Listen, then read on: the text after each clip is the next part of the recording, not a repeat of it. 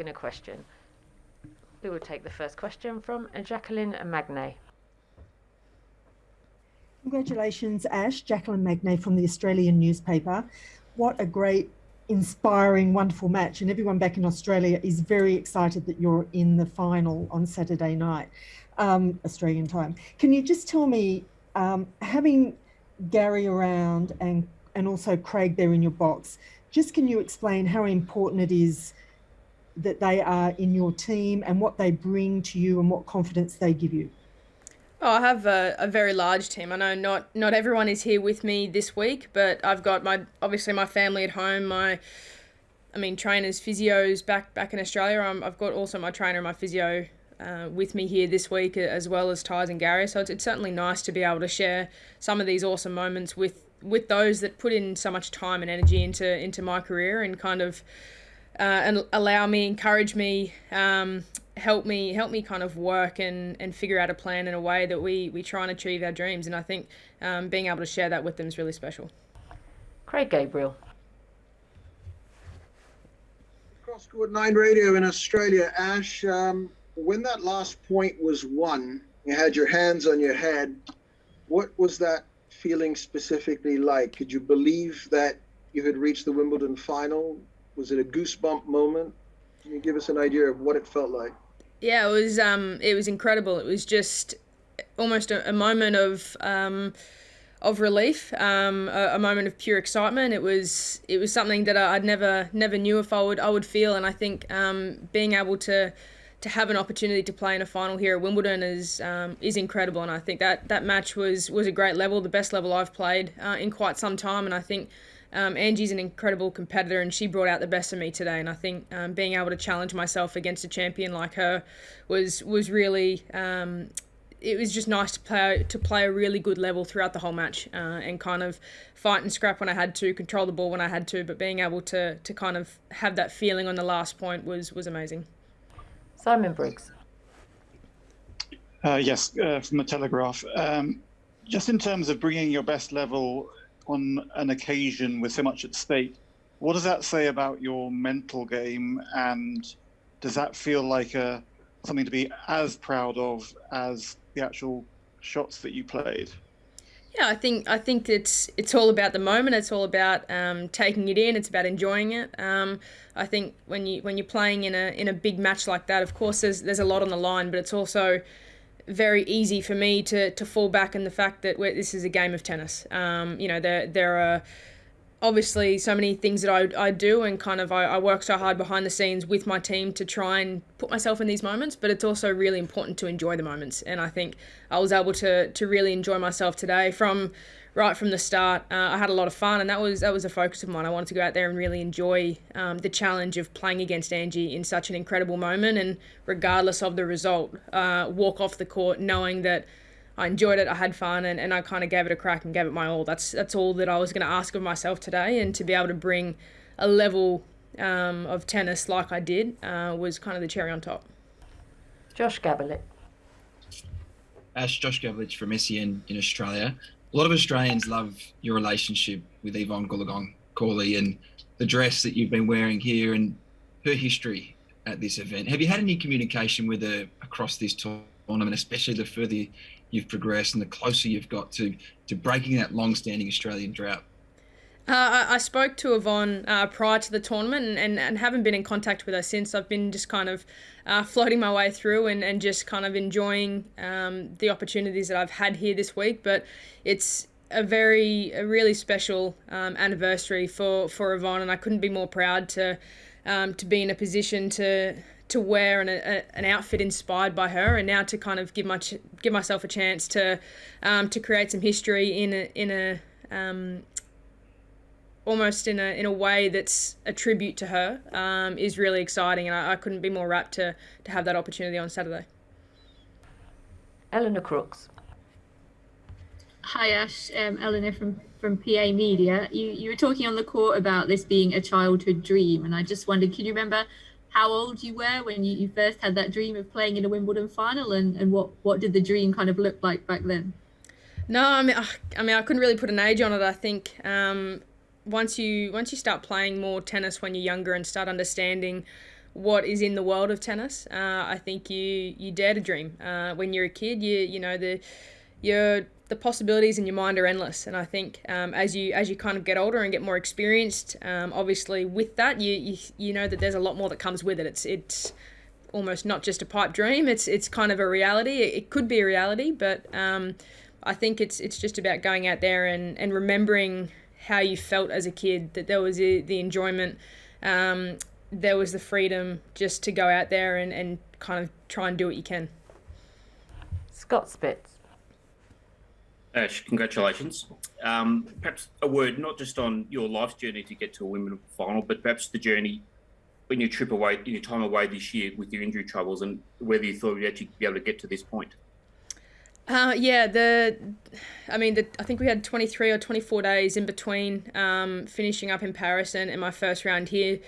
And to be honest, it was going to be touch and go. Everything had to be spot on to give myself a chance to play pain-free and to play knowing that I could trust my body. And I've said time and time again, I'm extremely fortunate to have my team around me. They're the best in the business, and they've given me this opportunity to come out here and to play. And I'm pretty excited that I could repay them the favour in a way of giving us an opportunity as a collective, as a whole, to do something pretty special this week. And I think to know that my body's held up over a fortnight, offer a different preparation. It wasn't limited, but it was different. And being able to accept that and just know that I could trust everything that we've done was to the best of our ability is incredible. And I think now if you told me a month ago we'd be sitting in this position, I really wouldn't have thought that we would even get close. So I think it's pretty special what we've been able to do the last month.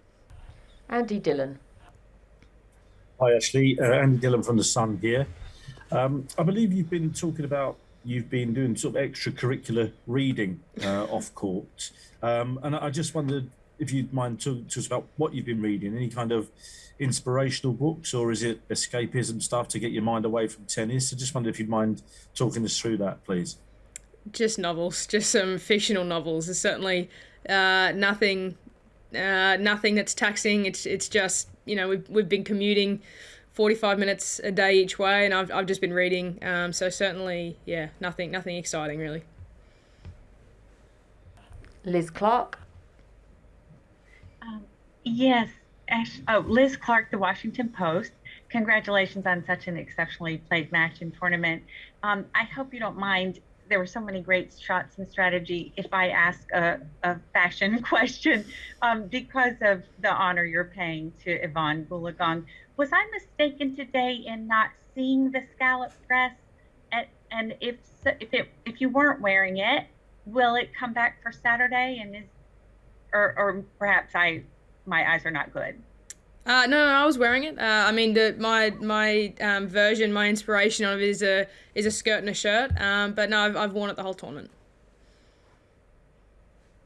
Simon Chambers. Hi Ash, congratulations. I just wanted to ask you a bit more about the fact that you're saying it's a dream come true. A lot of people sort of say that stuff, it's a dream come true. But for you, when was there a time in your career where you thought that maybe this was something you could achieve, getting to a Wimbledon final, being close to winning a Wimbledon title? I wasn't sure if it would ever happen. Honestly, I think you have to keep putting yourself in the position. I think Wimbledon for me has been an amazing place of learning. I think 10 years ago I came here for the first time as a junior and learnt a lot in that week, and probably 2018, 2019 were some of my toughest weeks playing, and to come away with our losses in those two tournaments. I learned a hell of a lot from those two times, and I think a lot of the time your greatest growth comes from your darkest times, and I think that's why this tournament has been so important to me, because I've learnt so much through all of my experiences, the good, the bad, and everything in between. I've been able to learn from, and I think just being able to keep chipping away, to keep putting yourself out there, continue to be vulnerable and let yourself just be yourself, and know that everything that comes with that is an opportunity to learn. And I think that's been a massive one for us this fortnight. Tumani Karayel. Tumani Karayel from The Guardian. Hi Ash, I was wondering, in your previous semi-finals, you were kind of the more experienced player, and here against Kerber, she's obviously won many slams and been number one. How different kind of is that? You know, I guess I'd imagine you know that she's going to bring a high level kind of regardless because she's been there before.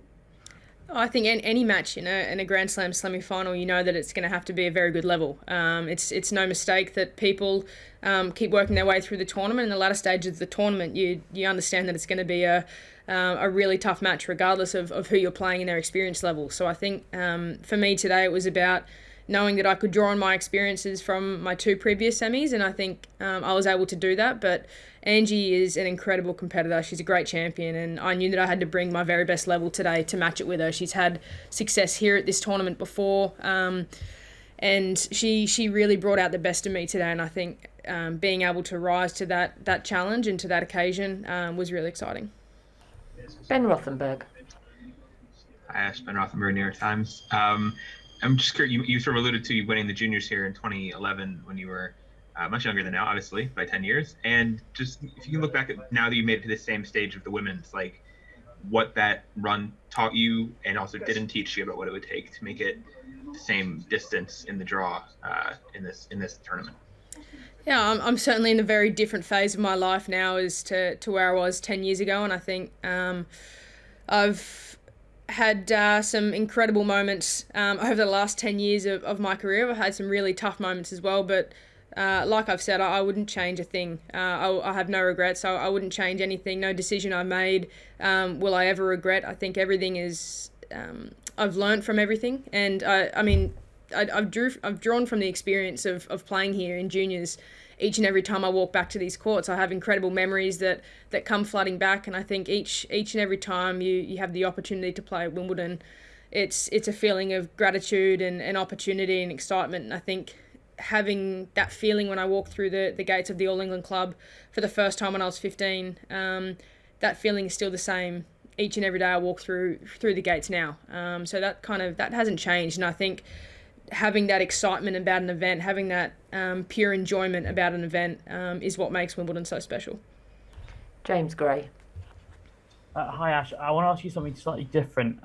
Naomi Osaka's written quite an interesting essay for Time magazine that's kind of just circulated out tomorrow, I think.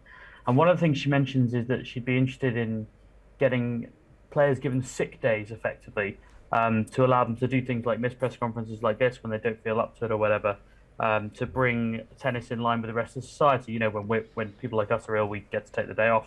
I kind of wondered, you've spoken about this before, but not quite in this specific idea. I wondered what your thoughts on it might be. I haven't seen the article, the essay, so it's impossible for me to comment on. But I think it's I can't really answer that question. I haven't seen it, so I don't know what you're talking about.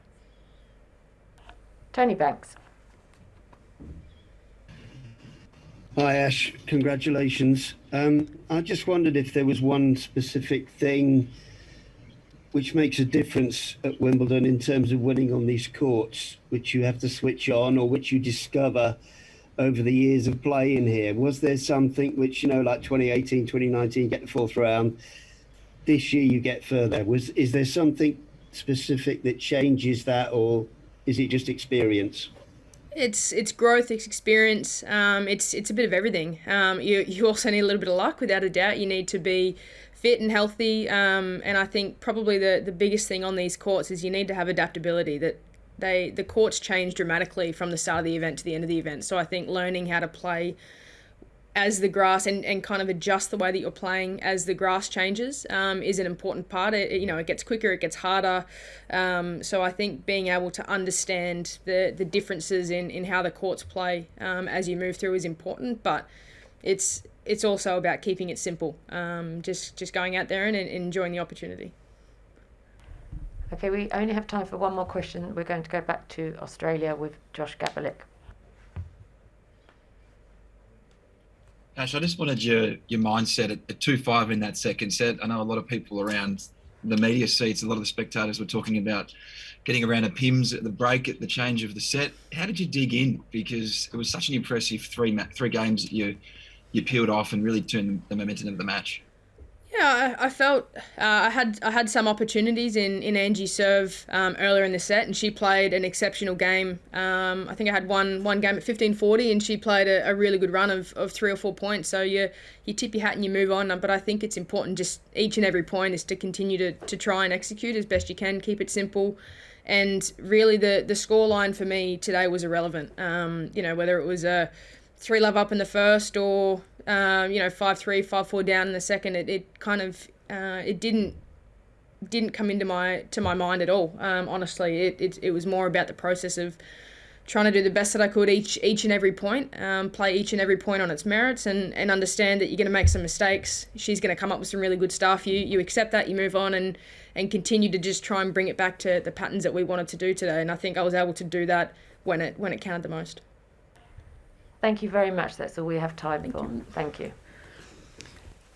Thanks, guys.